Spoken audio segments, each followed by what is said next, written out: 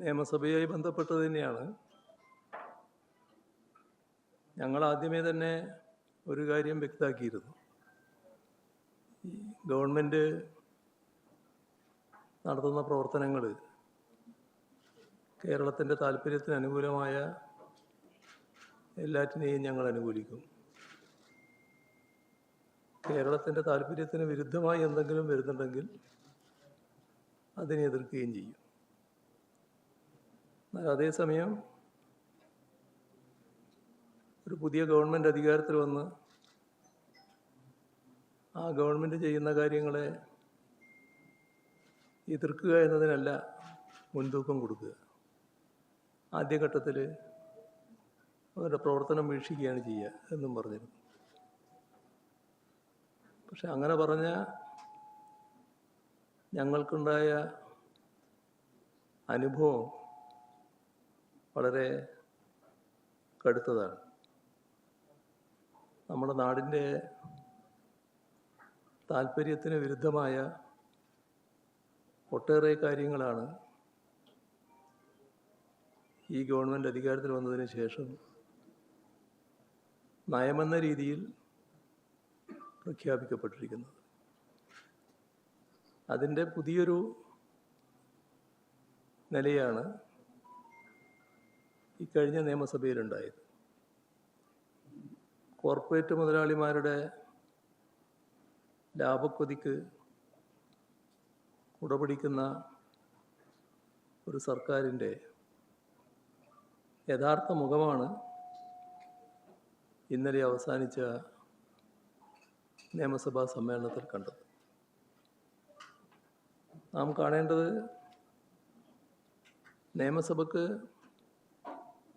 നിയമസഭയുടേതായ നടപടിക്രമങ്ങളുണ്ട്. വ്യക്തമായ ചട്ടങ്ങളും കീഴ്വഴക്കങ്ങളുമുണ്ട്. ഇതെല്ലാം കാറ്റിൽ പറത്തിക്കൊണ്ടാണ് ധനകാര്യ ബിൽ സഭയിൽ പാസ്സാക്കുന്ന നിലയുണ്ടായത്. പുതുക്കിയ ബജറ്റിൻ്റെ ഷെഡ്യൂൾ നിയമസഭയിൽ വന്നപ്പോൾ അതിൽ ധനകാര്യ ബില്ലുണ്ടായിരുന്നില്ല. അത് പിന്നീട് ഗവൺമെൻറ് തന്നെ വ്യക്തമാക്കിയതാണ്. ഇന്നലെ സഭയിലും വ്യക്തമാക്കപ്പെട്ട കാര്യമാണ്. അപ്പോൾ അതിൻ്റെ അർത്ഥം എന്താ? പുതിയ നികുതി നിർദ്ദേശങ്ങളൊന്നും ആ ഘട്ടത്തിൽ ആലോചിച്ചിരുന്നില്ല എന്നതാണ്. എന്നാൽ കാര്യോപദേശ സമിതിയിൽ സർക്കാർ പ്രഖ്യാപിച്ചതും ഇതേ നില തന്നെയായിരുന്നു. കാരണം ബജറ്റ് പൂർണ്ണമായിട്ട് പാസ്സാക്കിയതാണ്. വലിയ മാറ്റമൊന്നും ഞങ്ങൾ കൊണ്ടുവരാൻ ഉദ്ദേശിക്കുന്നില്ല. അപ്പോൾ അങ്ങനെയൊരു നിലപാട് പറഞ്ഞപ്പോൾ അതിനെ ഞങ്ങൾ ഉത്തമ വിശ്വാസത്തിലെടുക്കുക ചെയ്തു. ഇപ്പോൾ ബജറ്റിൻ്റെ അവതരണത്തിന് ശേഷം സഭാ സമ്മേളനത്തിൻ്റെ രണ്ടാം പാദത്തിലാണ് മദ്യക്കമ്പനിക്കുള്ള നികുതി ഇളവിന് സാധൂകരണം നൽകാൻ വളരെ തിടുക്കപ്പെട്ട് ധനകാര്യ ബിൽ അജണ്ടയിൽ തിരികെ കയറ്റുന്നത്. സഭാ നടപടികളോട് നല്ല രീതിയിൽ സഹകരിക്കുക, പരമാവധി സഹകരിക്കുക, ആ സമീപനമായിരുന്നു പ്രതിപക്ഷം സ്വീകരിച്ചത്. പക്ഷേ സഭയിൽ കണ്ട കാര്യം നിരന്തരം ഒന്നല്ല ഒന്നിനു പുറകെ ഒന്നായി സഭയെ തെറ്റിദ്ധരിപ്പിക്കുക, തെറ്റായ കാര്യങ്ങൾ സഭയിൽ അവതരിപ്പിക്കുക, ആ രീതിയിൽ സർക്കാർ മുന്നോട്ട് പോകുന്നതാണ് കാണാൻ കഴിഞ്ഞത്.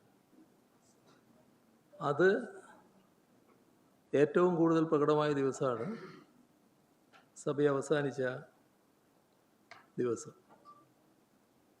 ഇവിടെ ക്രമരഹിതമായും പാർലമെൻ്ററി നടപടികൾക്ക് വിരുദ്ധമായും ധനകാര്യ ബിൽ ധൃതി പിടിച്ച് പാസ്സാക്കാനുള്ള ശ്രമമാണ് നടന്നിട്ടുള്ളത്. നമ്മുടെ നിയമസഭാ കലണ്ടറിൻ്റെ കാര്യം നേരത്തെ ഞാൻ പറഞ്ഞു. കാര്യോപദേശ സമിതി അംഗീകരിച്ച സമയക്രമത്തിലും ആദ്യഘട്ടത്തിൽ ഇതുമായി ബന്ധപ്പെട്ട് സമയം അനുവദിക്കുന്നില്ല. അപ്പോൾ തികച്ചും നിക്ഷിപ്ത താല്പര്യത്തിൻ്റെ അടിസ്ഥാനത്തിലാണ് യാതൊരു മുന്നറിയിപ്പുമില്ലാതെ സഭാ നടപടികൾ ധനകാര്യ ബിൽ അവസാന ഘട്ടത്തിൽ അജണ്ടയിൽ ഉൾപ്പെടുത്തിക്കൊണ്ട് നീക്കാൻ തീരുമാനിക്കുന്നു. അപ്പോൾ ഒരു തരത്തിലുള്ള ഒളിച്ചു കടത്തലാണ് ഉണ്ടായത്. KGST നിയമത്തിൽ ഭേദഗതി വരുത്തിക്കൊണ്ട് ചില മദ്യക്കമ്പനികളെ സഹായിക്കുക, ഇതായിരുന്നു ഇതിൻ്റെ പിന്നിലുള്ള ഗൂഢലക്ഷ്യം. ഇതിനെയാണ് ക്രമ പ്രശ്നത്തിലൂടെ പ്രതിപക്ഷം എതിർത്തത്. സബ്ജക്റ്റ് കമ്മിറ്റിയുടെ പരിശോധന കഴിഞ്ഞ് മാത്രമാണ് നികുതി നിർദ്ദേശങ്ങളുള്ള ഫിനാൻസ് ബിൽ സാധാരണഗതിയിൽ പാസ്സാക്കുക. പക്ഷേ ഇക്കാര്യത്തിൽ സബ്ജക്റ്റ് കമ്മിറ്റി ചേരാൻ സമയം പോലും നിശ്ചയിച്ചില്ല. സഭാ സമ്മേളനം ഇത്തരമൊരു നികുതി നിർദ്ദേശത്തോടെയുള്ള ഫൈനാൻസ് ബില്ലാവുമ്പോൾ അതനുസരിച്ച് പുനഃക്രമീകരിക്കാൻ തയ്യാറാകണം. അതിനും സർക്കാർ തയ്യാറായില്ല. ഒരു കാണാൻ കഴിയുന്ന കാര്യം, ഇത്തരമൊരു ബില്ല് പാസ്സാക്കാൻ അനാവശ്യമായ ധൃതിയും വാശിയും സർക്കാരിൻ്റെ ഭാഗത്തുണ്ടാവുകയും ഇവിടെ വ്യക്തമാകുന്ന കാര്യം, മുഖ്യമന്ത്രി തന്നെയാണ് ഇക്കാര്യത്തിൽ നിർബന്ധ ബുദ്ധി കാണിച്ചത്. വലിയ കടുംപിടുത്തമാണ് ഈ കാര്യത്തിലുണ്ടായത്. ഏത് മാർഗത്തിലൂടെയും ഈ പറയുന്ന മദ്യക്കമ്പനികൾക്ക് നികുതി ഇളവ് നൽകണമെന്ന വാശിയാണ് അദ്ദേഹത്തിനുണ്ടായത്.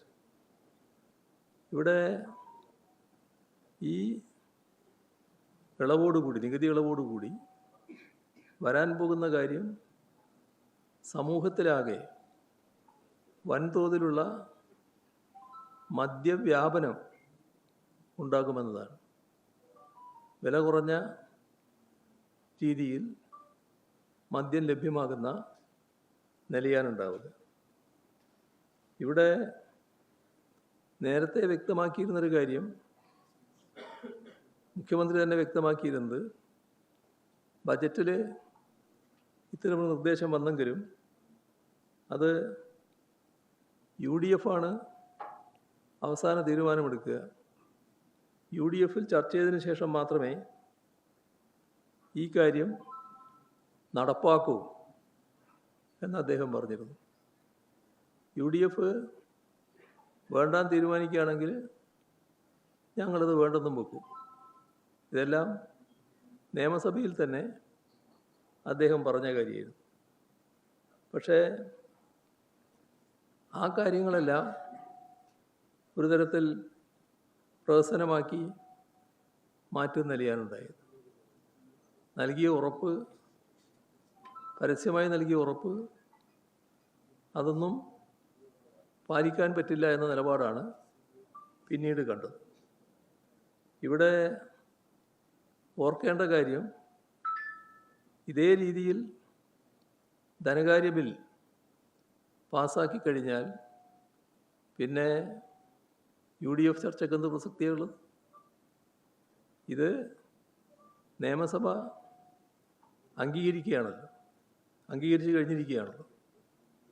അപ്പോൾ ഇവിടെ കാണേണ്ട ഒരു കാര്യം, ഇത്തരമൊരു കാര്യത്തിൽ സാധാരണ നിലക്ക് ഏതൊരു സർക്കാരും സ്വീകരിക്കുന്ന ഇന്നത്തെ കാലത്തെ ചില നടപടിക്രമങ്ങളുണ്ട്. അത് ഒന്ന് മന്ത്രിസഭയെ അറിയാമെന്നുള്ളതാണ്. അതിനു മുൻപ് ഇതുപോലൊരു പ്രധാന തീരുമാനമാകുമ്പോൾ ബന്ധപ്പെട്ട പാർട്ടികളിലും ചർച്ച ചെയ്യും. മുന്നണി സംവിധാനമാകുമ്പോൾ മുന്നണിയിലും ചർച്ച ചെയ്യും. എന്നാൽ ഇവിടെയൊന്നും ഒരു ചർച്ചയുണ്ടായിട്ടില്ല. മാത്രമല്ല, ഇതിൻ്റെയെല്ലാം നേതൃത്വത്തിലിരിക്കുന്നവർ ഈ കാര്യങ്ങൾ അറിഞ്ഞിട്ടേയില്ല, മുഖ്യമന്ത്രി ഒഴികെ. അപ്പോൾ അത് വ്യക്തമാകുന്ന തരത്തിലുള്ള പ്രതികരണങ്ങളാണ് പൊതുവെ ഉയർന്നു വന്നിട്ടുള്ളത്. ഇപ്പോൾ സ്വന്തം പാർട്ടിയിൽ നിന്ന്, മുന്നണിയിൽ നിന്ന്, വിവിധ മത സാമുദായിക സംഘടനകളിൽ നിന്ന്, വ്യത്യസ്ത സാമൂഹ്യ വിഭാഗങ്ങളിൽ നിന്ന് ശക്തമായ എതിർപ്പാണ് ഇക്കാര്യത്തിൽ ഉയർന്നു വന്നത്. പക്ഷേ അതൊന്നും വകവെക്കില്ല എന്ന നിലപാടാണ് ഈ കാര്യത്തിൽ നിർഭാഗ്യവശാൽ മുഖ്യമന്ത്രി സ്വീകരിച്ചത്. ഇന്നലെ പ്രതിപക്ഷം സഭ ബഹിഷ്കരിച്ചു. അത്തരമൊരു ഘട്ടം വന്നപ്പോൾ കണ്ടത് വല്ലാതെ അസ്വസ്ഥനായി സംസാരിക്കുന്ന മുഖ്യമന്ത്രിയാണ്. കാണേണ്ട കാര്യം, സബ്ജക്റ്റ് കമ്മിറ്റി ഒഴിവാക്കി ധനകാര്യ ബിൽ പാസാക്കിയതിനെ ന്യായീകരിക്കാൻ ചില വിദണ്ഡവാദങ്ങൾ അണിനിരത്തിയെന്താണ്. അതിലൊന്ന്, തൊട്ടു മുൻപത്തെ ബജറ്റിൽ ഇതേ രീതിയിൽ സബ്ജക്റ്റ് കമ്മിറ്റി കൂടിയിരുന്നില്ല എന്നൊരു ന്യായവാദം മുഖ്യമന്ത്രി അവതരിപ്പിച്ചിട്ടുണ്ട്. പക്ഷേ ആ ബജറ്റിൽ, ആ ഘട്ടത്തിൽ ഒരു പുതിയ നികുതി നിർദ്ദേശങ്ങളും ഉണ്ടായിരുന്നില്ല. അത്തരം സന്ദർഭങ്ങളിൽ മാത്രം സ്വീകരിക്കുന്ന നടപടി, അത്തരമൊരു നടപടിക്രമം നികുതി നിർദ്ദേശങ്ങൾ അടങ്ങുന്ന ധനകാര്യ ബില്ലിന് എങ്ങനെയാണ് ബാധകമാവുക? ഈ വസ്തുത സൗകര്യപൂർവ്വം മറച്ചുവെക്കാനാണ് അദ്ദേഹം ശ്രമിച്ചത്. ഇപ്പോഴത്തെ സാഹചര്യം അന്നത്തിൽ നിന്ന് വ്യത്യസ്തമാണ്. നികുതി നിർദ്ദേശമില്ലാത്ത ധനകാര്യ ബില്ലും നികുതി നിർദ്ദേശമുള്ള ധനകാര്യ ബില്ലും അത് തമ്മിലുള്ള വ്യത്യസ്തതയുണ്ട്. അപ്പോൾ നികുതി നിർദ്ദേശമുള്ള ധനകാര്യ ബില്ല് എല്ലാ കാലത്തും സബ്ജക്റ്റ് കമ്മിറ്റിയുടെ മുൻപാകെ പോയിട്ടുണ്ട് എന്നതാണ് വസ്തുത. ഇവിടെ ബിവറേജസ് കോർപ്പറേഷന് മാത്രമേ കേരളത്തിൽ മദ്യവിൽപ്പനക്ക് അധികാരമുള്ളൂ. അവർക്ക് വീര്യം കുറഞ്ഞ മദ്യം വിതരണം ചെയ്യാൻ അനുമതി നൽകിയില്ലെങ്കിൽ എങ്ങനെ നികുതി ഇളവ് നൽകിയ മദ്യം വിൽക്കാൻ പറ്റും എന്നൊരു വിചിത്രവാദവും മുഖ്യമന്ത്രി ഉയർത്തിയിട്ടുണ്ട്. ഇതിൽ ബിവറേജസ് കോർപ്പറേഷനോ സർക്കാരോ ഇങ്ങനെ മദ്യം വിൽക്കാൻ ഉദ്ദേശിക്കുന്നുണ്ടോ എന്ന കാര്യം വ്യക്തമായി പറയാൻ തയ്യാറാകുന്നില്ല. അതിലൊരു ഉരുണ്ടുകളിയാണ് ഉണ്ടായിട്ടുള്ളത്. ബിവറേജസ് കോർപ്പറേഷൻ ഇത് വിൽക്കാൻ തീരുമാനിച്ചില്ലെങ്കിൽ ഇത്ര തിടുക്കപ്പെട്ട് എന്തിനാണ് നികുതി ഇളവ് നൽകുന്നത്? എന്താണ് അതിൻ്റെ അടിയന്തര ആവശ്യം? മുൻകൂറായി ഇത്തരമൊരു നികുതി ഇളവ് നിയമത്തിൻ്റെ ഭാഗമായി പാസാക്കി വെക്കുകയാണല്ലോ. എന്തിനാണത്? കോൾഡ് സ്റ്റോറേജിൽ വെക്കാനുള്ളതാണോ നിയമനിർമ്മാണം? ഇക്കാര്യങ്ങളെല്ലാം വ്യക്തമാക്കുന്നത് ബക്കാർഡിക്ക് നിയമവിരുദ്ധമായി നികുതി ഇളവ് നൽകാൻ മുഖ്യമന്ത്രിയുടെ നേതൃത്വത്തിൽ മുൻകൈ എടുക്കുന്നു എന്നത് തന്നെയാണ്. നികുതി ഇളവിന് പിന്നിലെ അസാധാരണമായ ഫയൽ നീക്കത്തിലുണ്ടായ വേഗത അത് എല്ലാവരും ശ്രദ്ധിച്ച കാര്യമാണ്. ഈ സഭാ സമ്മേളനത്തിൽ KGST നിയമത്തിൽ ഭേദഗതി വരുത്തിക്കൊണ്ട് വൻകിട മദ്യക്കമ്പനികളെ വഴിവിട്ട് സഹായിക്കുക എന്ന ലക്ഷ്യമാണ് ഇതിനെല്ലാം പിന്നിലുണ്ടായിട്ടുള്ളത്. ഇതിനുവേണ്ടി നിയമനിർമ്മാണ സഭയെ ദുരുപയോഗം ചെയ്യുകയാണ് ഉണ്ടായിട്ടുള്ളത്. അത് ശരിയായ നടപടിയല്ല. ഇതാണ് സഭാബഹിഷ്കരണത്തിലേക്ക് പ്രതിപക്ഷത്തെ എത്തിച്ചത്. വീര്യം കുറഞ്ഞ മദ്യത്തിൻ്റെ നികുതി 251% നിന്ന് 120% ഒറ്റയടിക്ക് വെട്ടിക്കുറക്കുകയാണ് ചെയ്തത്. ആർക്കു വേണ്ടിയാണത്? ഇതുകൊണ്ട് നാട്ടിനെന്താണ് ലാഭം? സർക്കാരിനെന്താണ് ലാഭം? നഷ്ടമല്ലേ ഉള്ളൂ. എന്നാൽ അതേസമയം മദ്യക്കമ്പനിക്ക് നല്ല ലാഭം കൊയ്യാനും കഴിയും. ഇവിടെ ഭേദഗതി പാസ്സാക്കുകയും നികുതി നിരക്ക് വിജ്ഞാപനം ചെയ്യുകയും ചെയ്താൽ ഇതിൻ്റെ വിൽപ്പന നിയന്ത്രിക്കാൻ സർക്കാരിന് കഴിയും. സ്വാഭാവികമായും വിൽക്കാൻ താല്പര്യമുള്ള മദ്യക്കമ്പനികൾക്ക് കോടതികളെ സമീപിക്കാൻ അവസരമുണ്ടാവില്ലേ? കോടതികളിൽ നിന്ന് അനുകൂല ഉത്തരവ് ലഭിക്കില്ല എന്ന ഉറപ്പ് സർക്കാരിനുണ്ടോ? അങ്ങനെ അനുകൂല ഉത്തരവുകൾ നേടാൻ മദ്യക്കമ്പനികൾക്ക് ഇത് അവസരമുണ്ടാക്കുകയല്ലേ ചെയ്യുക. അപ്പോൾ നമ്മുടെ വിദ്യാർത്ഥികളടക്കമുള്ള യുവതലമുറ വീര്യം കുറഞ്ഞ ഈ മദ്യത്തിൽ ആകൃഷ്ടരാകുന്ന അവസ്ഥ വന്നാൽ അത് പിന്നീട് വീര്യം കൂടിയ ലഹരിയിലേക്കും കടക്കുന്നതിനല്ലേ ഇടയാക്കുക. ഈ സാമൂഹ്യ വിപത്ത് തിരിച്ചറിഞ്ഞിട്ടുണ്ടോ? ഇവിടെ സ്പിരിറ്റ് അധിഷ്ഠിതമായ മദ്യത്തിന് ഒരു നികുതി ഇളവും ഇതേവരെ നൽകിയിട്ടില്ല. കഴിഞ്ഞ 10 വർഷം LDF സർക്കാരായിരുന്നല്ലോ. അത്തരത്തിലുള്ള ഒരു നികുതി ഇളവും LDF സർക്കാർ നൽകിയിട്ടില്ല. LDF സർക്കാർ ആലോചിച്ചത് തന്നെ പഴം, ധാന്യങ്ങൾ ഇവയിൽ നിന്ന് ഉൽപ്പാദിപ്പിക്കുന്ന ഹോർട്ടി വൈന് അതിന് നികുതി ഇളവ് നൽകുന്ന കാര്യം ആലോചിച്ചിരുന്നു. അപ്പോൾ ഹോർട്ടി വൈനിൻ്റെയും ഹോർട്ടി ലിക്കറിൻ്റെയും തലത്തിലല്ല ഇപ്പോഴത്തെ സ്പിരിറ്റ് അധിഷ്ഠിത മദ്യം. അപ്പോൾ സ്പിരിറ്റ് അധിഷ്ഠിത മദ്യത്തിന് കൂടി ഈ ഹോർട്ടി വൈനിൻ്റെയും ഹോർട്ടി ലിക്കറിൻ്റെയും ഇളവിനെക്കുറിച്ച് അന്ന് ആലോചിച്ചത് ബാധകമാക്കാനാണ് ഇപ്പോൾ നടപടിയെടുത്തിരിക്കുന്നത്. ഇവിടെ നിയമസഭയിലെ പ്രസംഗത്തിൽ മുഖ്യമന്ത്രി മറ്റൊരു കാര്യം കൂടി പറയുകയുണ്ടായി. പ്രതിപക്ഷം ഈ വിഷയത്തെ പെരുപ്പിക്കുകയാണ് എന്നാണ് അദ്ദേഹം പറഞ്ഞത്. അതോടൊപ്പം അദ്ദേഹം പറഞ്ഞൊരു വാചകം വളരെ ശ്രദ്ധിക്കേണ്ടതാണ്.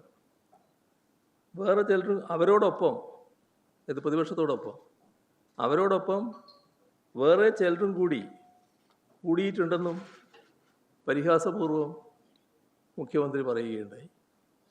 ആരാണ് ഈ വേറെ ചിലർ? നിങ്ങൾക്ക് നല്ലതുപോലെ അതറിയാലോ. പ്രതിപക്ഷം ഉന്നയിച്ച ആശങ്ക അംഗീകരിച്ച ഒരാൾ നേരത്തെ KPCC പ്രസിഡൻ്റായിരുന്ന ശ്രീ VM സുധീരനാണ്. മറ്റൊരാൾ മുൻ MP TN പ്രതാപനാണ്. നമുക്കറിയാം, KC വേണുഗോപാലും എക്സൈസ് മന്ത്രിയും തങ്ങളുടേതായ രീതിയിൽ ഇക്കാര്യത്തിൽ പ്രതികരിച്ചിട്ടുമുണ്ട്. അതുമാത്രമല്ല, UDFിലെ ചില ഘടകകക്ഷി നേതാക്കൾ, സാമുദായിക സംഘടനാ നേതാക്കൾ, മതമേലധ്യക്ഷന്മാർ, സമൂഹത്തിൻ്റെ വിവിധ തുറകളിൽ നിന്നുള്ളവർ ഈ പ്രശ്നത്തിൽ പ്രതികരിക്കുകയും ആശങ്ക അറിയിക്കുകയും ചെയ്തിട്ടുണ്ട്. അപ്പോൾ അവരെയെല്ലാം ചേർത്തുകൊണ്ടാണോ മുഖ്യമന്ത്രി ഇത്തരമൊരു വാചകം പറഞ്ഞത്? നിരുത്തരവാദപരവും ഏകപക്ഷീയവും സമൂഹത്തിന് ദോഷകരവുമായ ഒരു തീരുമാനമാണ് ഈ മദ്യനികുതി ഇളവ് എന്നത് എല്ലാ തരത്തിലും വ്യക്തമാകുന്ന കാര്യമാണ്. ഇതേപോലെ തന്നെ മറ്റൊരു പ്രധാനപ്പെട്ട കാര്യം, സഭയെ എങ്ങനെയൊക്കെ തെറ്റിദ്ധരിപ്പിക്കാൻ മുഖ്യമന്ത്രി ശ്രമിക്കുന്നു എന്നതാണ് ആ കരിമണലുമായി ബന്ധപ്പെട്ട പ്രശ്നത്തിലുണ്ടായ കാര്യം. ഇവിടെ നാടിൻ്റെ പ്രകൃതി സമ്പത്ത് കുത്തകകൾക്ക് തീരെഴുതാനുള്ള നീക്കങ്ങൾ ഈ ഗവൺമെൻറ് കീഴിൽ തുടക്കം മുതലേ സജീവമാക്കുക. ആ കാര്യങ്ങൾ നേരത്തെ പറഞ്ഞതാണ്. ധവളപത്രം മുതൽ ആ നില നമ്മൾ കണ്ടുകൊണ്ടിരിക്കുകയാണ്.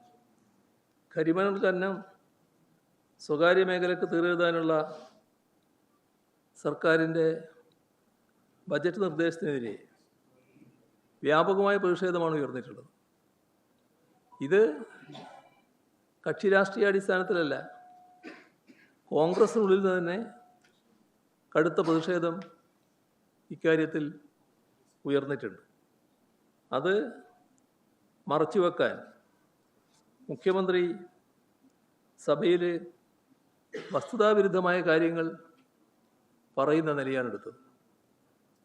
മിനറൽ സെക്ടറിൽ സർക്കാർ സ്വകാര്യ പങ്കാളിത്തം തീരുമാനിച്ചുവെന്ന അടിസ്ഥാനരഹിതമായ ആരോപണം കഴിഞ്ഞ LDF സർക്കാരിനെ കുറിച്ച് അദ്ദേഹം ഉന്നയിക്കുകയുണ്ടായി. എന്താണ് യാഥാർത്ഥ്യം? അത് നാം വിശദമായി തന്നെ മനസ്സിലാക്കേണ്ടതുണ്ടല്ലോ. ഇവിടെ 2026 ഫെബ്രുവരിയിലാണ് LDF സർക്കാർ ബജറ്റ് അവതരിപ്പിച്ചത്. ആ ബജറ്റിൽ വിഴിഞ്ഞം തുറമുഖത്ത് നിന്ന് ചവറയെയും കൊച്ചിയെയും ബന്ധിപ്പിക്കുന്ന ഒരു റെയർ എർത്ത് കോറിഡോർ സ്ഥാപിക്കും എന്ന് പറഞ്ഞിരുന്നു. മാത്രമല്ല, ഇതുമായി ബന്ധപ്പെട്ട് ഒരു കേന്ദ്രം ചവറ KMML ചേർന്ന് സ്ഥാപിക്കുമെന്നും പ്രഖ്യാപിച്ചിരുന്നു.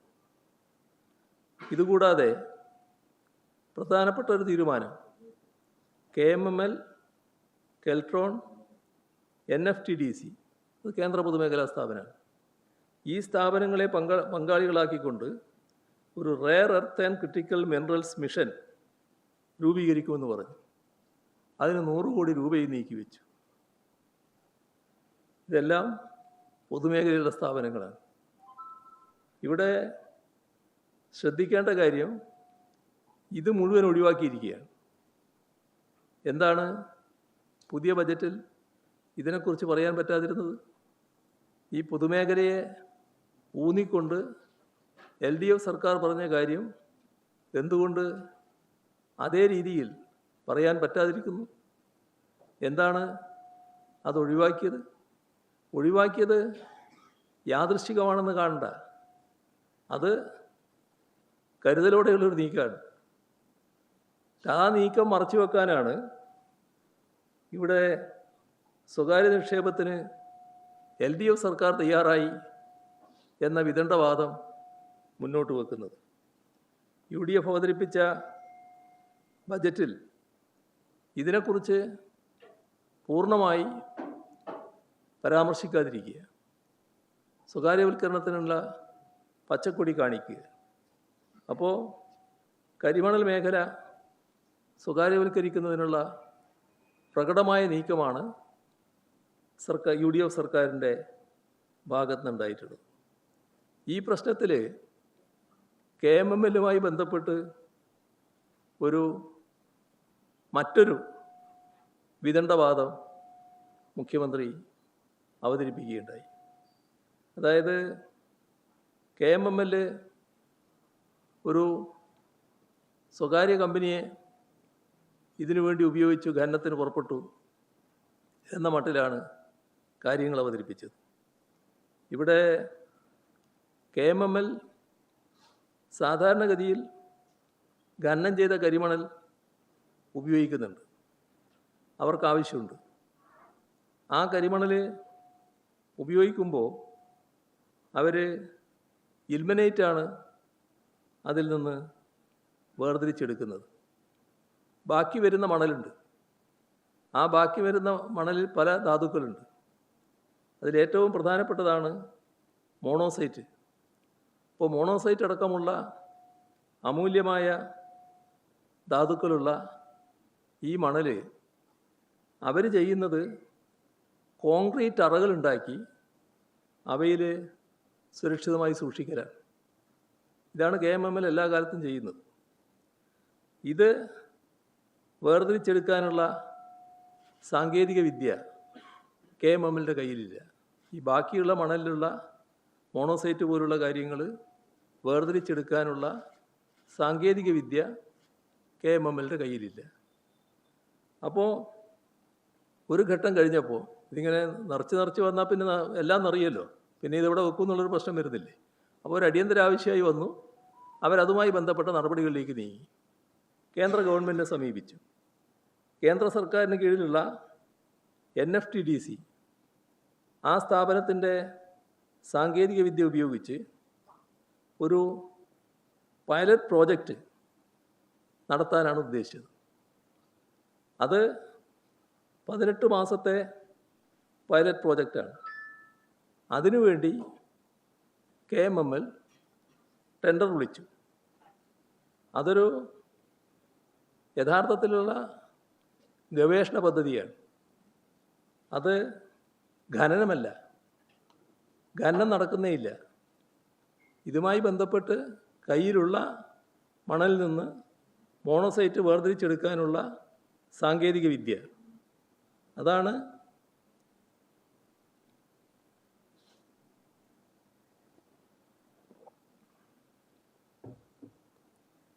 KMML ആലോചിച്ചത്.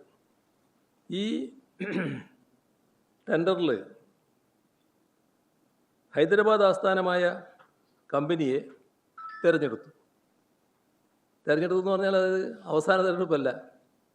അതിനകത്ത് തന്നെ ഒരു കാര്യം വ്യക്തമാക്കി. കേന്ദ്ര സംസ്ഥാന സർക്കാരുകളുടെ നിയമാനുസൃത അനുമതി ലഭിച്ചാൽ മാത്രമേ അവരുമായി ധാരണാപത്രം ഒപ്പിടുകയുള്ളൂ. അത് ആ ഘട്ടത്തിൽ തന്നെ ഗവൺമെൻറ് നിലപാടെടുത്തതാണ്. വ്യവസായ വകുപ്പ് ആ തരത്തിൽ നിർദ്ദേശവും നൽകിയതാണ്.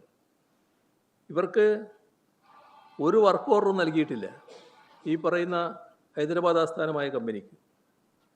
ഈ പൈലറ്റ് പ്ലാന്റിൽ നിന്ന് ലഭിക്കുന്ന മിനറൽസ് അത് പൂർണ്ണമായും KMML തന്നെ കൈമാറണം എന്നതും ആ ഘട്ടത്തിൽ തന്നെ ഉന്നയിച്ചിട്ടുള്ള കാര്യമാണ്.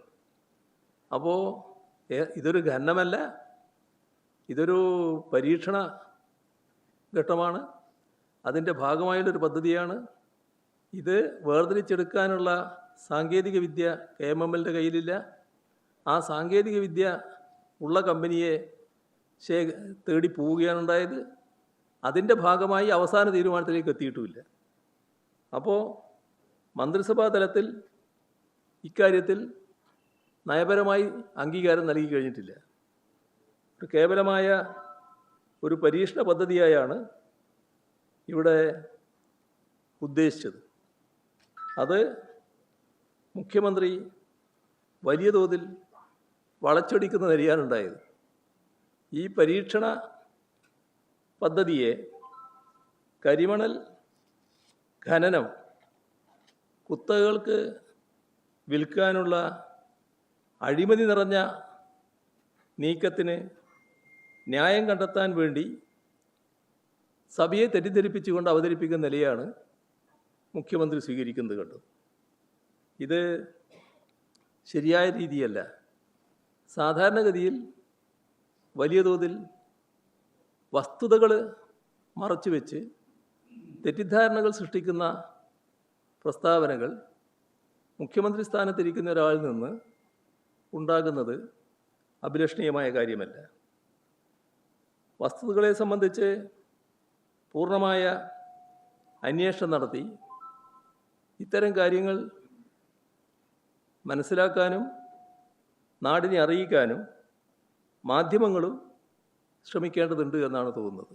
ചിലരെങ്കിലും മറ്റു തരത്തിലുള്ള വാർത്തകൾ ഇതുമായി നൽകിയതുകൊണ്ടാണ് ആ തരത്തിൽ ഞാൻ പറയുന്നത്. മറ്റൊരു പ്രശ്നം വിഴിഞ്ഞവുമായി ബന്ധപ്പെട്ടതാണ്. അദാനി വിഴിഞ്ഞം പോർട്ടിൻ്റെ 49% ഓഹരികൾ, അതായത് 13,220 കോടി രൂപയുടെ ഓഹരികൾ ബഹുരാഷ്ട്ര കുത്തക കമ്പനിയായ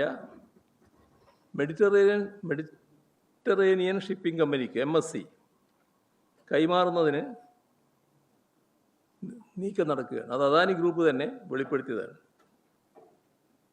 ഇതെന്തോ ഒരു വലിയ വിദേശ നിക്ഷേപം ഇവിടെ വരികയാണ് എന്ന തരത്തിൽ വ്യാഖ്യാനിക്കാൻ ചിലർ പുറപ്പെട്ടിട്ടുണ്ട്. പക്ഷേ അദാനി ഗ്രൂപ്പിന് അവരുടെ ഓഹരി കൈമാറ്റത്തിലൂടെ ലാഭമുണ്ടാക്കാനുള്ള ഒരിടപാടാണ് ഇതാദ്യം. അത് പ്രത്യേകം കാണണം. നമ്മുടെ കൺസെഷൻ എഗ്രിമെൻ്റ് പ്രകാരം 25% കൂടുതൽ ഓഹരി കൈമാറ്റം നടക്കണമെങ്കിൽ സംസ്ഥാന സർക്കാരിൻ്റെ മുൻകൂർ അംഗീകാരം ആവശ്യമാണ്. ശ്രദ്ധിക്കണം കേട്ടോ, സംസ്ഥാന സർക്കാരിൻ്റെ അംഗീകാരമല്ല, സംസ്ഥാന സർക്കാരിൻ്റെ മുൻകൂർ അംഗീകാരം ആവശ്യമാണ്. ക്ലോസ് 5(3) പ്രകാരം അത്തരമൊരു കൈമാറ്റത്തിന് കേരള സർക്കാരിൻ്റെ മുൻകൂർ അനുമതി ആവശ്യമാണ് എന്ന് കൃത്യമായി പറയുന്നുണ്ട്. അപ്പോൾ മുൻകൂർ അനുമതി ലഭ്യമാക്കാതെ സ്വന്തം നിലയിൽ നടത്തിയ ഓഹരി ഇടപാട് നിയമവിരുദ്ധമാണ്, കരാർ ലംഘനമാണ്. ഇവിടെ ഈ പറയുന്ന ഉടമസ്ഥാവകാശത്തിലുള്ള മാറ്റം സംസ്ഥാന സർക്കാരിൻ്റെ നിലപാട് എന്താണ് എന്ന് ഇനിയും വ്യക്തമാക്കേണ്ടതുണ്ട്. ഇന്നലെ വ്യക്തമാക്കിയത് നിങ്ങളെല്ലാവരും കേട്ടിട്ടുണ്ട്. പക്ഷേ അവിടെ നിൽക്കുന്നില്ലത്. അതുകൊണ്ടാണ് അങ്ങനെ പറയുന്നത്. അദാനി ഗ്രൂപ്പിൻ്റെ ഇത്തരമൊരു നീക്കം സംസ്ഥാന സർക്കാരിൻ്റെ അറിവോടുകൂടിയുള്ളതാണോ? കരാറിന് വിരുദ്ധമായ നടപടിയാണ് ഇപ്പോൾ ഉണ്ടായിട്ടുള്ളത്. അത്തരമൊരു നടപടിക്കെതിരെ സർക്കാർ ഏതു തരത്തിലുള്ള നിയമ നടപടിയാണ് സ്വീകരിക്കാൻ ഉദ്ദേശിക്കുന്നത്? മുഖ്യമന്ത്രിയുടെ അറിവോടെയല്ല ഈ തീരുമാനമെന്ന് അദ്ദേഹം ഇന്നലെ നിയമസഭയിൽ പറയുകയുണ്ടായി. പക്ഷേ അദാനി പോർട്ടിൻ്റെ അധികൃതർ സർക്കാരിനെ ഇത് അറിയിച്ചു എന്നാണ് പറയുന്നത്. അങ്ങനെയാണെങ്കിൽ ഇക്കാര്യം രഹസ്യമാക്കി വെച്ചത് എന്തിനാണ്? അത് വസ്തുതയാണോ? ഇവിടെ വേറൊരു കാര്യം, അദാനി പോർട്ട് സെബിക്ക് കൊടുത്ത ഒരപേക്ഷയുണ്ട്. അതിലവർ പറയുന്നൊരു കാര്യം ശ്രദ്ധിക്കേണ്ടതാണ്. With reference to the captioned subject, we would like to inform you that the company has entered into share purchase and subscription agreement on June 29th, 2026 with Mundi Limited, bracket Mundi, pursuant to which Mundi will invest for 49% interest in Adani വിഴിഞ്ഞം port private limited. അപ്പോൾ അവരെ കാര്യങ്ങളെല്ലാം നടന്നു കഴിഞ്ഞു. എങ്ങനെയാണ് സംസ്ഥാന സർക്കാരിൻ്റെ മുൻകൂട്ടിയുള്ള അനുമതിയോടെ മാത്രം ആലോചിക്കാൻ കഴിയുന്നൊരു കാര്യത്തിൽ അവിടെയുള്ള അദാനി കമ്പനിക്ക് ഇത്ര ധൈര്യമായി കാര്യങ്ങൾ നീക്കാൻ പറ്റിയത്? That the company has entered into share purchase and subscription agreement on June 29th. അപ്പോൾ അവരുമായിട്ട് എഗ്രിമെൻ്റ് ഒപ്പിട്ട് കഴിഞ്ഞു. അതിനുള്ള ധൈര്യം സാധാരണഗതിയിൽ കൺസെഷനായ അദാനി ഗ്രൂപ്പിന് കിട്ടുമോ? സംസ്ഥാന ഗവൺമെൻറ്റിൻ്റെ മുൻകൂർ അനുമതി ആവശ്യമാണെന്ന് പറയുന്നിടത്ത് ആ അനുമതി ഇല്ലാതെ ഇത്തരമൊരു നീക്കത്തിന് അവർക്കെങ്ങനെ ധൈര്യം കിട്ടി? അവിടെയാണ് വ്യക്തത ഉണ്ടാകേണ്ടത്. കൂടുതൽ വ്യക്തത ആവശ്യമായിട്ടുള്ളൊരു കാര്യമാണ്.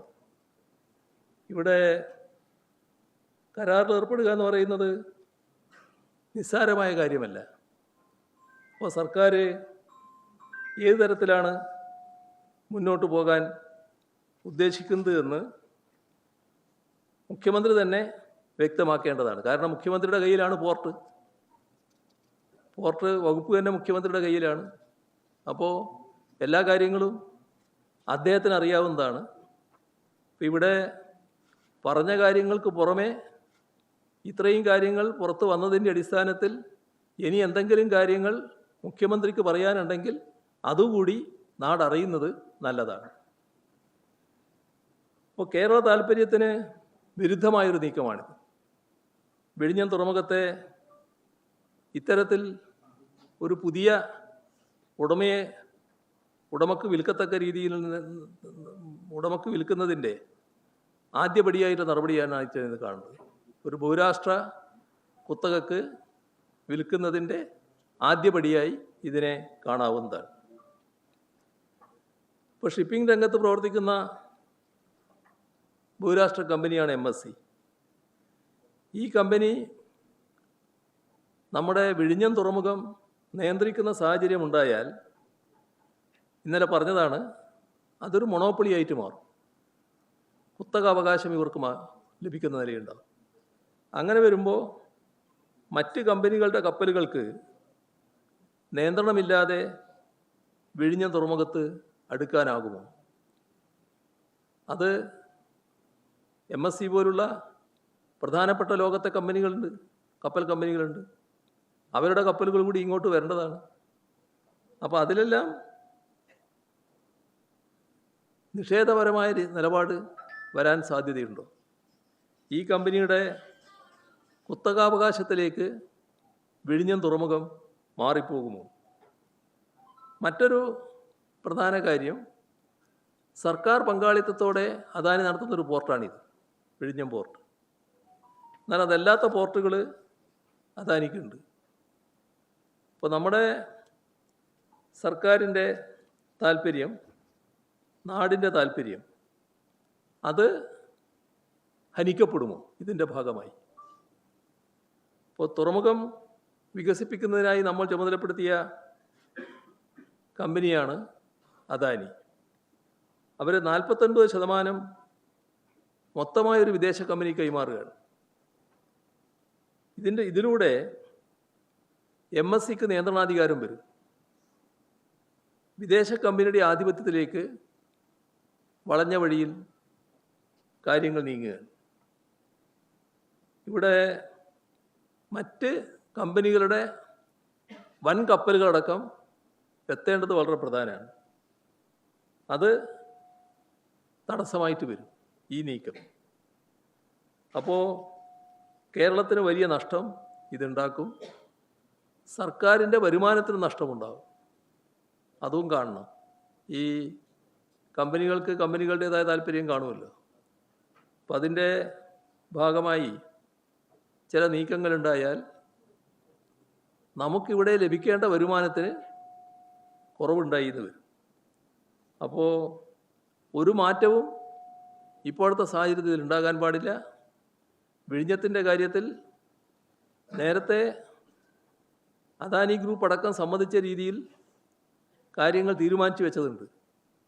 അതേ രീതിയിൽ കാര്യങ്ങൾ മുന്നോട്ട് പോകുന്നതിനുള്ള നടപടികൾ സംസ്ഥാന ഗവൺമെൻറ് ഭാഗത്തുണ്ടാവണം.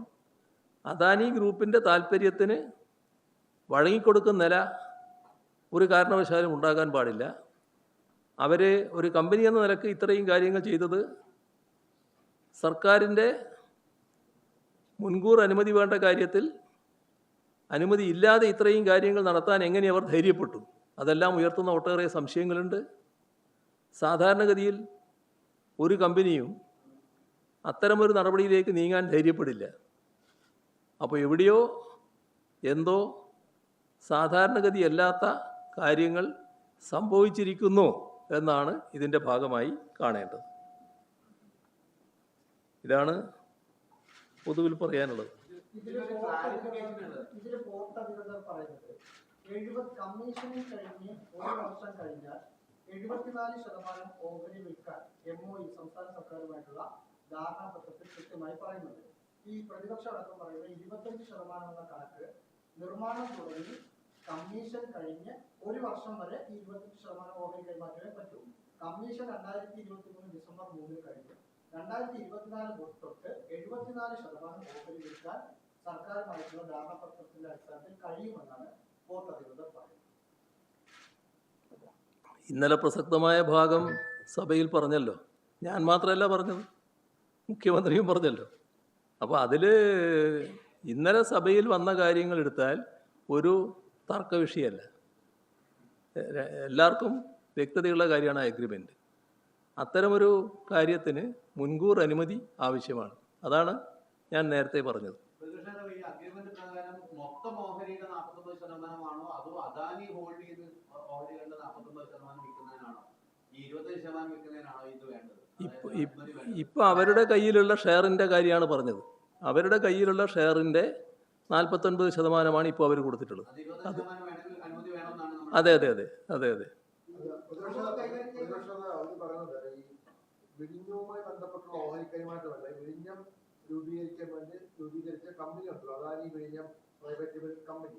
അതിന്റെ 100% ഓഹരിയും ഇപ്പോൾ പൂർണ്ണമായിട്ടും അത് അദാനിയുടെ കമ്പനിയാണ്. അതിനകത്താണ് 49% ഈ MSC ഷിപ്പിംഗ് കമ്പനി ഇൻവെസ്റ്റ് ചെയ്യുന്നതാണ് അവർ പറയുന്നത്. അല്ല, ഇതുമായി ബന്ധപ്പെട്ട ഷെയറിലാണ് വന്നിട്ടുള്ളത്. ഇവിടെ ഒരു കമ്പനി ഉണ്ടല്ലോ അവരുടെ. അദാനിക്ക് പല കമ്പനികളുണ്ടല്ലോ. നമ്മുടെ വിഴിഞ്ഞം പോർട്ടിൻ്റെ കാര്യത്തിൽ ഇൻവെസ്റ്റ് ചെയ്ത അദാനി കമ്പനിയുണ്ട്. ആ അദാനി കമ്പനിയുടെ ഷെയർ മറ്റൊരു കൂട്ടർക്ക് കൈമാറുകയാണെങ്കിൽ അത് 25% കൂടുതലാണെങ്കിൽ സംസ്ഥാന സർക്കാരിൻ്റെ മുൻകൂർ അനുമതി വേണമെന്നുള്ളതാണ് കൃത്യമായി വ്യവസ്ഥ ചെയ്തിട്ടുള്ളത്. അത് ഓണർഷിപ്പ് മാറ്റായിട്ട് വരുമെന്നാണ് പറഞ്ഞിട്ടുള്ളത്. അതാണ് കാര്യം. ഓ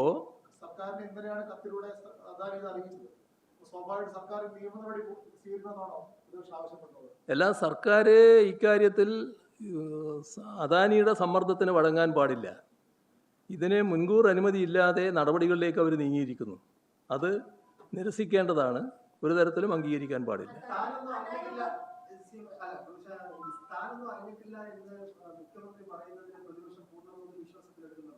ഞാൻ പറഞ്ഞതിലെല്ലാം ഉണ്ടല്ലോ. ഞാൻ പറഞ്ഞല്ലോ കൃത്യമായിട്ട്. അതായത് ഇത്തരം ഇതുപോലൊരു കമ്പനി ഈ നടപടികളിലേക്ക് നീങ്ങി എന്നിപ്പോൾ വ്യക്തമായിരിക്കുന്നു. അത് തീർത്തും വ്യവസ്ഥകൾക്ക് വിരുദ്ധമായിട്ടാണ്. ആ വ്യവസ്ഥകൾക്ക് വിരുദ്ധമായി നീങ്ങാൻ എങ്ങനെ ധൈര്യം കിട്ടി? അപ്പോൾ ഏതോ തരത്തിൽ നടക്കാൻ പാടില്ലാത്ത എന്തോ കാര്യങ്ങൾ നടന്നിട്ടുണ്ട്. അത് അത്രയും കാര്യങ്ങൾ ഞാൻ പറഞ്ഞല്ലോ.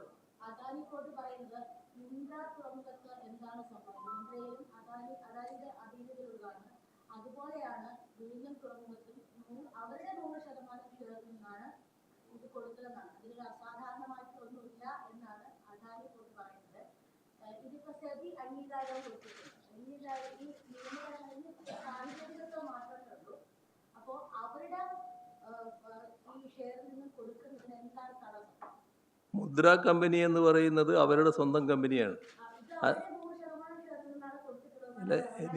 ഇനി ഞാൻ പറയട്ടെ.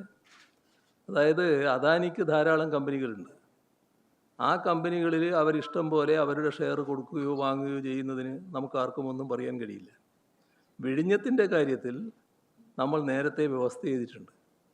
വിഴിഞ്ഞം അദാനിയെ കൺസെഷനായിട്ട് കാണുമ്പോൾ ആ കൺസെഷൻ എഗ്രിമെൻറ്റിൽ കൃത്യമായി പറഞ്ഞിരിക്കുകയാണ്, ഇവിടെ 25%-ലധികം ഷെയർ മറ്റേതെങ്കിലും ആൾക്ക് കൊടുക്കുന്നുവെങ്കിൽ, മറ്റേതെങ്കിലും കമ്പനിക്ക് കൊടുക്കുന്നുവെങ്കിൽ അത് ഓണർഷിപ്പ് ചേഞ്ചായിട്ട് പരിഗണിക്കപ്പെടും.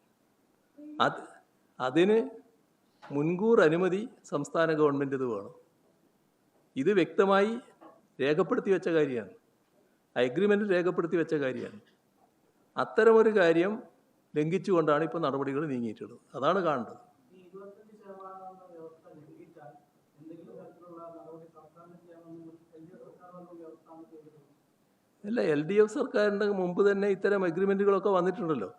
സാധാരണഗതിയിൽ ഈ അഗ്രിമെൻറ്റിൻ്റെ അടിസ്ഥാനത്തിൽ കാര്യങ്ങൾ നീക്കിയാൽ ഈ അദാനിക്ക് അങ്ങനെ പോകാൻ കഴിയില്ലല്ലോ.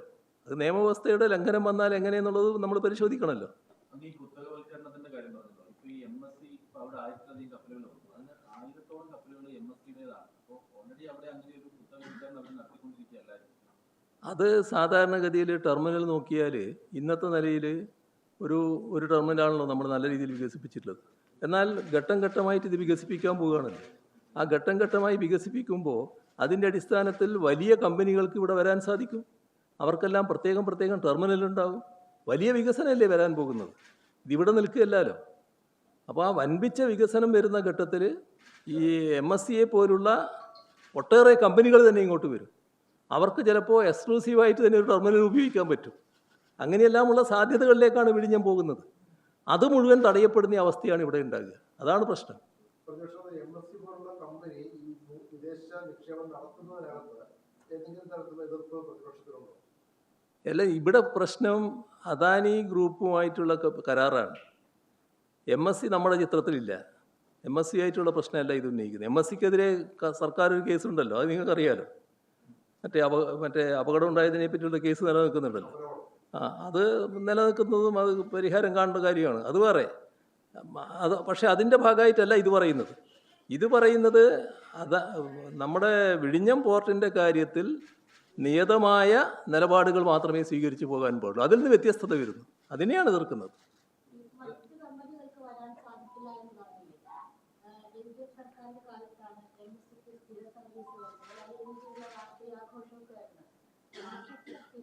അല്ല, നിങ്ങൾ വായിൻ്റെ എടുക്കുന്ന കൈ എടുത്തിട്ട് പറ.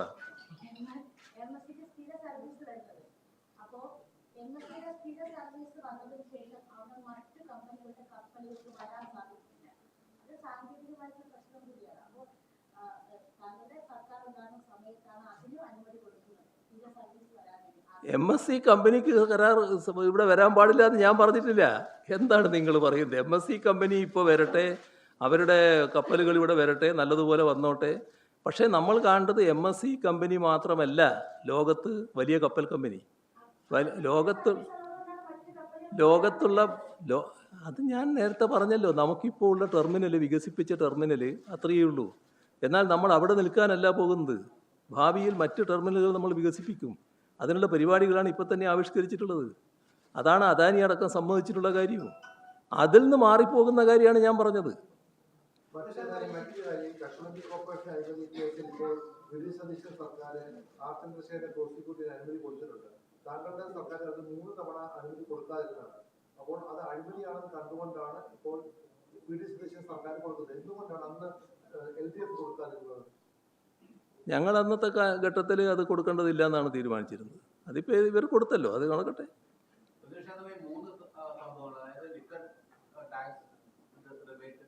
പിന്നെ നമ്മുടെ കരിമണൽ പ്രൈവറ്റൈസേഷൻ, മൂന്നാമത്തത് വിഴിഞ്ഞം. ഒരു വലിയ ഓർഗനൈസ്ഡ് കറപ്ഷൻ അഴിമതിയാണ് ഇതിന് പിന്നിലെന്നാണ് പ്രതിപക്ഷത്തിന് പ്രധാന ആരോപണം. ഇതൊന്നും സതുദ്ദേശത്തോടെയുള്ളതാണെന്ന് കാണാൻ പറ്റില്ല. അതാണ് വലിയ തോതിലുള്ള അഴിമതിക്കുള്ള സാധ്യതയാണ് ഇതിൻ്റെ എല്ലാം പിന്നിലുള്ളത്. അതിൽ ബന്ധപ്പെട്ട കാര്യങ്ങളിലെല്ലാം വല്ലാത്ത ദുരൂഹത നിലനിൽക്കുകയാണ്. അതാണ് നാം കാണേണ്ടത്. ഈ മദ്യവിഷയത്തിൽ സഭയിലെ പ്രതിപക്ഷ നിലപാട് പറഞ്ഞു വന്നപ്പോൾ വിശദീകരിക്കുകയും ചെയ്തു. സഭയ്ക്ക് പുറത്തേക്ക് അത് സമരരൂപത്തിലേക്ക് മാറുന്നുണ്ടോ? എങ്ങനെയാണ് സർക്കാർ നടപടി മുന്നോട്ട് പോവുകയാണ്? ഒക്കെ വയ്ക്കുമെന്ന് കണ്ടറിയണം. ഏതായാലും എങ്ങനെയാണ് പ്രതിപക്ഷം ഇത് അംഗീകരിക്കാൻ കഴിയില്ല എന്ന് ഇന്നലെ തന്നെ പറഞ്ഞു കഴിഞ്ഞിട്ടുണ്ട്. അംഗീകരിക്കാൻ കഴിയില്ല എന്ന് പറയുന്നതിൻ്റെ അർത്ഥം ഇതിനെതിരെയുള്ള ശക്തമായ നടപടികൾ പ്രതിപക്ഷത്തിൻ്റെ ഭാഗത്ത് നിന്നുണ്ടാകുമെന്ന് തന്നെയാണ്. അതിൻ്റെ കാര്യങ്ങൾ മറ്റു തരത്തിൽ ആലോചിക്കും. സർക്കാരിന്റെ കാലത്ത് ഈ മദ്യവുമായി ബന്ധപ്പെട്ട് മദ്യ ബാറുകൾ കൊടുക്കുന്നു, അങ്ങനെയൊക്കെ വരുമ്പോൾ ഏറ്റവും കൂടുതൽ എതിർത്തിരുന്നത് ചില സമുദായ സംഘടനകൾ, ചില മത സംഘടനകളൊക്കെയായിരുന്നു. പക്ഷേ ഇപ്പോൾ ഈ ഒരു തീരുമാനം ഇളവ് വന്നപ്പോൾ വേണ്ടത്ര വീര്യത്തോടെ അവർ എതിർക്കുന്നില്ല എന്ന് തോന്നുന്നു. മദ്യത്തിൻ്റെ വീര്യം പോലെ എതിർപ്പിന് വീര്യക്കുറവുണ്ടോ എന്നറിയില്ല. ഇവിടെ ഏതായാലും അവരും അവരുടെ ആശങ്ക വ്യക്തമാക്കിയതാണ് ഞാൻ കണ്ടത്. ഇപ്പം ആദ്യഘട്ടത്തിൽ തന്നെ ഇപ്പം ഞങ്ങൾ തന്നെ കാണിച്ചൊരു രീതിയിൽ ഒരു ഗവൺമെൻറ് പുതുതായിട്ട് വന്നു. അപ്പോൾ ആദ്യമേ തന്നെ ശക്തമായിട്ടൊരു അഭിപ്രായത്തിലേക്ക് പോകില്ലല്ലോ. പക്ഷേ ആദ്യഘട്ടത്തിൽ തന്നെ അതുമായി ബന്ധപ്പെട്ട വിയോജിപ്പ് അവരെല്ലാം രേഖപ്പെടുത്തിയിട്ടുണ്ട്, എല്ലാവരും രേഖപ്പെടുത്തിയിട്ടുണ്ട്. പിന്നീട് തീരുമാനിക്കുന്ന വ്യവസ്ഥയിലാണ് ഇന്നലെ ബില്ല് പാസ്സായത്. അപ്പൊ ഈ വ്യവസ്ഥ പൂർണ്ണമായി മറച്ചു വെച്ചാണോ കാര്യോപദേശ സമിതി മുഖ്യമന്ത്രി അവതരിപ്പിച്ചതാണ്? അല്ല, ഈ കാര്യോപദേശ സമിതിയുടെ മുന്നിൽ വന്നത് പ്രധാനപ്പെട്ട നികുതി നിർദ്ദേശങ്ങളൊന്നും ഇല്ല എന്നുള്ള മട്ടിൽ തന്നെയാണ്. നേരത്തെയുള്ള അതേ മട്ടിൽ കാര്യങ്ങൾ പോകുന്നു. പിന്നെ ഒരു ഫൈനാൻസ് ബില്ല് അതിൻ്റെ ഭാഗമായിട്ട് വരുന്നു എന്നുള്ള മട്ടിലേ വന്നുള്ളൂ. പക്ഷേ നികുതി നിർദ്ദേശത്തിൻ്റെ കാര്യം പിന്നീടാണ് വരുന്നത്. ഈ കാര്യോപദേശ സമിതിയിൽ ധനബില്ല് വരുമ്പോൾ തന്നെ അധിക നികുതി ഉള്ളത് കൊണ്ടാണല്ലോ ധനബില്ല് വരേണ്ടത്. മാത്രമല്ല ഫ്ലോറിൽ ഈ സബ്ജക്ട് കമ്മിറ്റി വേവ് ചെയ്യുന്നതിന് വേണ്ടി ചട്ടം 142, 143 അനുസരിച്ചുള്ള വേവിംഗ് കൊടുക്കണമെന്ന് സ്പീക്കർ ഫ്ലോറിൽ പറഞ്ഞു. അപ്പോഴും പ്രതിപക്ഷമൊന്നും അല്ല, അതായത് നേരത്തെ പറഞ്ഞ ധാരണയില്ലേ, അധിക നികുതി കാര്യങ്ങളൊന്നുമില്ല. അധിക നികുതി ഇല്ലാത്തതുകൊണ്ടല്ലേ കഴിഞ്ഞ തവണത്തെ കാര്യം ഞാൻ പറഞ്ഞില്ലേ, ഫൈനാൻസ് ബില്ല് സബ്ജക്ട് കമ്മിറ്റിക്ക് പോകാതിരുന്നത്. അപ്പോൾ അധിക നികുതിയൊന്നും വേറെ മറ്റൊന്നും വരാനില്ല. നേരത്തെയുള്ളതിൽ ഞങ്ങൾ വലിയ മാറ്റങ്ങളൊന്നും ഉണ്ടാക്കുന്നില്ല എന്നാണ് ഞങ്ങളെടുത്ത് പറയുന്നത്. അതുമായി ബന്ധപ്പെട്ട് ഞങ്ങൾ യോജിക്കുകയാണ് ചെയ്തത്. അതെ, ആ സമയത്തും ഇത്തരത്തിൽ അല്ലല്ല, ധനവിനിയോഗ ബില്ലിൻ്റെ കാര്യത്തിൽ ഞങ്ങൾ കൃത്യമായ അഭിപ്രായം രേഖപ്പെടുത്തിയല്ലോ നേരത്തെ തന്നെ. ഈ കാര്യം വരുന്നില്ല എന്നല്ലേ എന്ന് പറഞ്ഞത്, അതല്ലേ ഞങ്ങളിതിൻ്റെ തുറ നടപടി.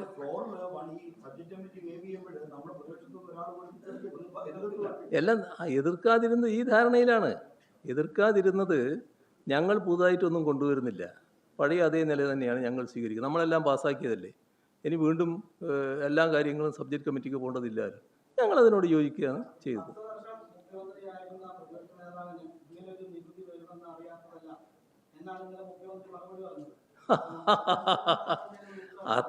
അത്രമാത്രം പിന്നെ മറ്റേ ഈ സാധാരണഗതിയിൽ നിന്ന് വ്യത്യസ്തമായ ശക്തി എനിക്കില്ല ഈ കാര്യങ്ങൾ മനസ്സിലാക്കാൻ.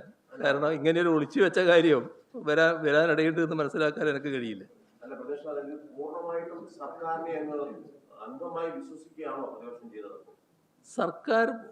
സർക്കാരും സർക്കാരിൻ്റെ തലപ്പത്തിരിക്കുന്ന മുഖ്യമന്ത്രിയും പറയുന്ന കാര്യം ആദ്യമേ തന്നെ അവിശ്വസിക്കേണ്ട കാര്യമില്ലല്ലോ. നമ്മൾ ഓരോന്നും അനുഭവത്തിൻ്റെ അടിസ്ഥാനത്തിൽ എടുക്കുക. അപ്പോൾ ഇങ്ങനെ പറഞ്ഞപ്പോൾ ഞങ്ങളത് വിശ്വാസത്തിലെടുത്തു എന്നുള്ളതാണ് ശരി. അങ്ങനെ വിശ്വാസത്തിലെടുക്കാൻ പാടില്ലായിരുന്നു എന്ന് നിങ്ങളിപ്പോൾ പറയുന്നുണ്ടെങ്കിൽ ഇപ്പോഴത്തെ അനുഭവത്തിൽ അത് ശരിയായിരിക്കും. പക്ഷേ ഞങ്ങൾക്ക് അന്നേരം അങ്ങനെ ഒരു തോന്നലില്ല. അതാണ്.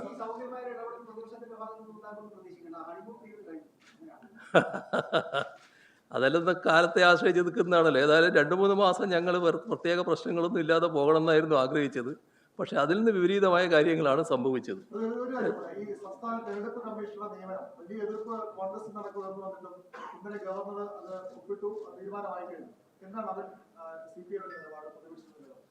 അല്ല, ഞങ്ങൾക്കതിൽ പ്രത്യേക നിലപാടിൻ്റെ കാര്യമൊന്നുമില്ല.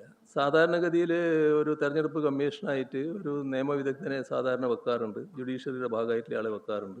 ഞങ്ങളൊരാളെ നിർദ്ദേശിച്ചതായിരുന്നു ജുഡീഷ്യറിയുടെ ഭാഗമായിട്ട് തന്നെയുള്ള. അത് ഗവർണർ പ്രത്യേകമായ കാരണങ്ങളാൽ, എന്താ കാരണമെന്ന് ഒരു തരത്തിലും വ്യക്തമല്ല, തീർത്തും ദുരൂഹമായിട്ട് തന്നെ ആ അനുമതി നിഷേധിക്കുകയാണ് ചെയ്തത്. ഇപ്പോൾ വേറൊരാളെ പറഞ്ഞിരിക്കുന്നു, അത് ഗവൺമെൻറ് പറഞ്ഞിരിക്കുന്നു. അതിനോട് ഞങ്ങൾക്ക് പ്രത്യേക അഭിപ്രായങ്ങളൊന്നുമില്ല. പക്ഷെ അവരുടെ ഇടയിൽ അത് വലിയ പ്രശ്നങ്ങൾ ഉണ്ടാക്കിയിരുന്നു. അതിൻ്റെ കാര്യങ്ങൾ അവരാണ് വ്യക്തമാക്കേണ്ടത്. അതെ, അതവർ വ്യക്തമാക്കേണ്ട കാര്യമാണ്, ഞങ്ങളല്ല വ്യക്തമാക്കേണ്ടത്. ഞങ്ങൾക്കതിൽ പ്രത്യേകമായ നിലപാടില്ല. അത് പിന്നീട് ആലോചിക്കേണ്ട കാര്യമാണ്. സർക്കാരിൻ്റെ നിലപാട് നോക്കി തീരുമാനിക്കേണ്ട കാര്യമാണ്. അപ്പോൾ നമുക്കിവിടെ നിർത്താം.